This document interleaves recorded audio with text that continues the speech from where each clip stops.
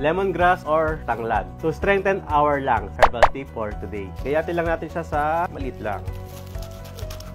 Okay. Set aside lang natin to. Ito lang muna gamitin natin kasi ito yung may stock. Then, tupi lang natin siya ng paganto. And then, syempre hugasan natin.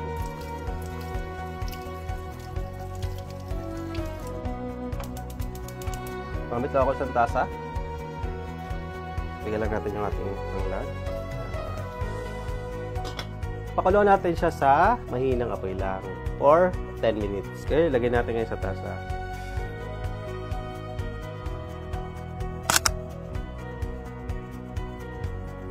Para sa mas masarap na lasa ng tanglad tea or lemongrass tea, pwede kang gumamit ng honey. Isang kutsara lang.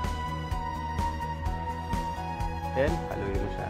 Actually, yung iba, ang ginagawa nila sa tanglad, ini-infuse lang nila. Ibig sabihin, mainit lang yung tubig, ilalagay lang nila ng mga 2 minutes yung tanglad, then saka nila iinumin yung tanglad. So, yung ginawa ko, nagpakulo ako ng tanglad dun sa kasirolang may tubig. Actually, maganda talaga ang tanglad tea kapag naglilinis ka ng iyong lung o ng iyong baga. Kahit doon sa mga mahilig manigarilyo dyan at exposed sa mga air pollution, ito na ang iyong pang-detox o panlinis ng iyong lungs.